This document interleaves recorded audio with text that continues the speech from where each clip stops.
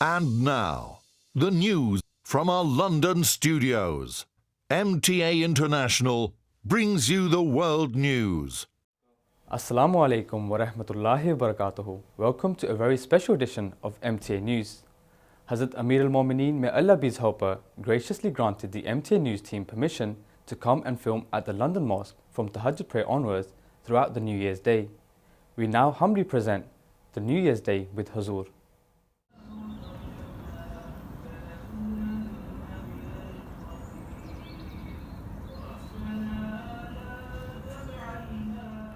The lights are on at the London Mosque complex for New Year's Day Tahajjud.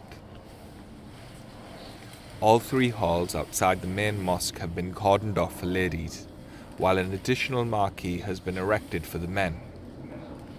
But half an hour before Fajr, the congregation is overflowing. Organisers are hurriedly finding every space they can for prayer mats, as more and more people arrive. Hazur's security team have kept count. Almost 2,000 people are already on site, including 1,200 men and over 700 ladies.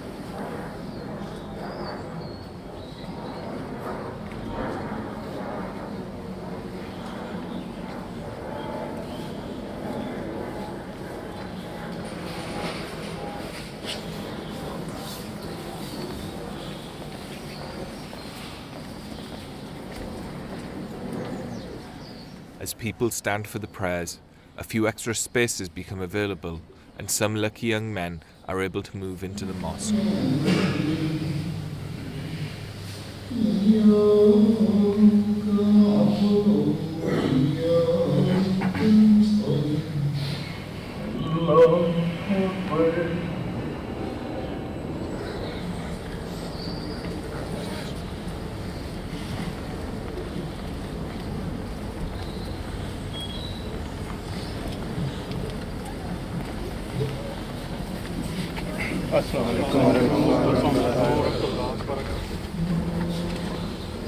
Each day between 10 a.m. and 1 p.m, Hazur holds meetings with various office bearers of the Ahmadiyya Muslim community. On New Year's morning there are 5 departments scheduled, including Arabic Desk, Tabshir, MTA and Mal. However, the first meeting will be with the head of a Humanity First delegation that has recently returned from working in Iraq. Today's mulaqat was quite emotional because I was able to borrow my young son's iPad to show Hazur Aqdas some of the work that was happening throughout Iraq, and Hazur very lovingly took the iPad and scrolled through all the 20 plus photographs that gave an overview of the work. So the iPad now has a complete new meaning to me. Approximately a fortnight ago, Hazur Aqdas again in a mulaqat gave some advice.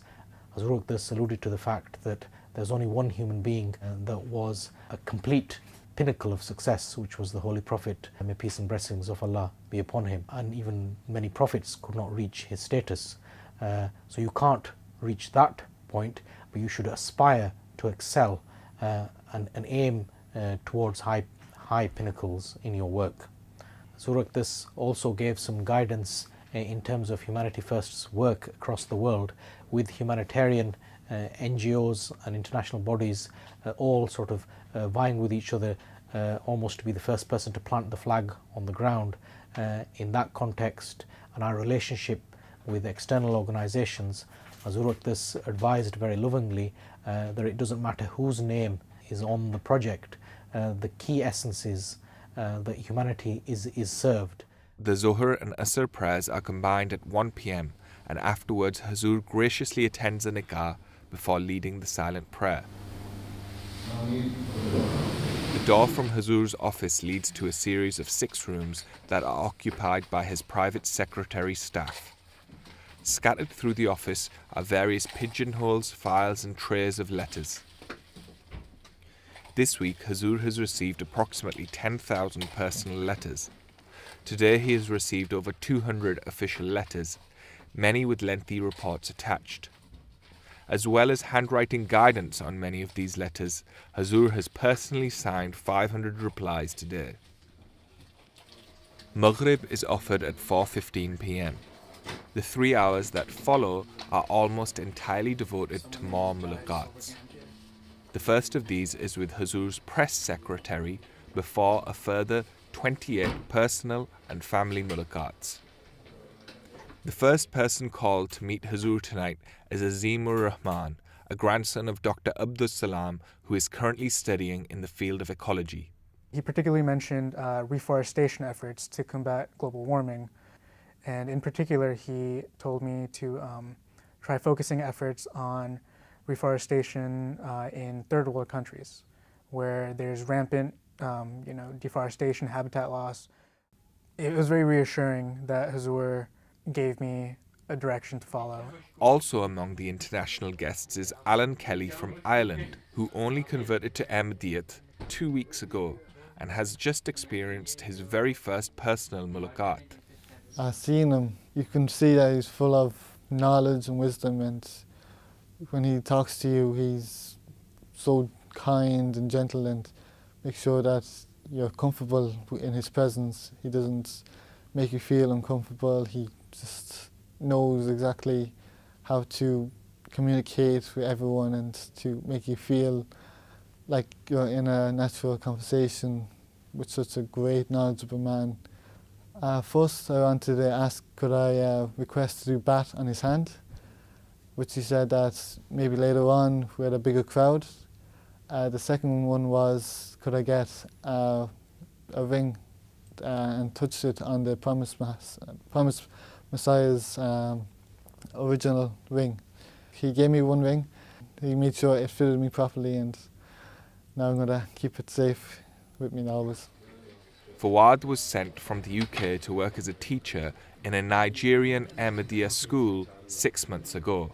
He and his family have returned on a short break and are taking the opportunity to meet Hazur. Fawad's family are called towards the end of tonight's meetings and, after 6 months away from the country, are able to make an emotional return to their Khalifa's office. So many miles away from in Nigeria, we missed those times where we could just drive around the corner and come and see him. So it was lovely seeing him, especially on New Year's Day. It's like a blessing for us. He remembers us. I mentioned one more thing to Hazur is, we've had some problems and struggles, and he said, "Kaun si struggles?" Like, what struggles did you have? When I was in Ghana and Africa, I used to sit behind the trucks.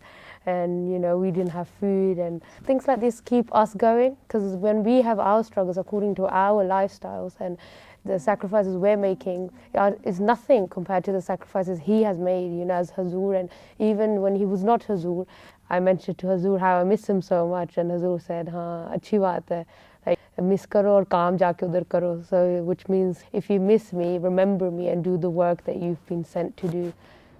As the time for Isha draws near, Ahmadis queue for one more glimpse of Hazur.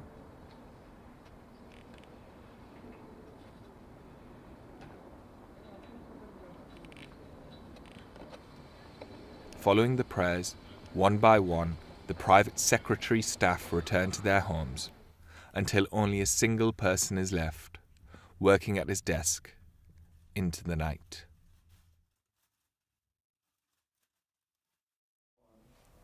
That was a typical day at the London Mosque, which we so happened to film on New Year's. Now we turn to the Friday sermon, where Hazrat Anwar, may Allah be his helper, announced the new year of Waqfe Jadid scheme. Let us briefly summarize the key facts and figures. This year, by the grace of Allah the Almighty, the Ahmadiyya Muslim community raised over £9.1 million, which is an increase of £271,000 from last year. Total participants for this year were over 1.7 million, with an increase of over 123,000. The top 10 countries were as follows: Pakistan, UK, Germany, America, Canada, India, Australia, Indonesia, a Jamaat in the Middle East, Ghana, and another Jamaat in the Middle East. Earlier this week, Hazrat Anwar, may Allah be his helper, addressed the concluding session of Jalsa Salana Qadian, where over 18,000 delegates from dozens of countries were present, with thousands more at the London Mosque. He finished with the prayers for the new year, with which we too now bring our program to a close. Until next week, Assalamu alaikum wa rahmatullahi wa barakatuhu. और नए साल का इस्तकबाल भी दरूद और सलाम से करें ताकि हम जल्द अज जल्द उन बरक़ात को हासिल करने वाले हों जो हज़रत सल्लल्लाहु अलैहि वसल्लम की ज़ात से वाबस्ता हैं। अल्लाह ताला हमें इसकी तौफ़ीक़ अता फ़रमाए, हर मुखालिफ से हमें बचाए और उनके शर उन पर उल्टाए।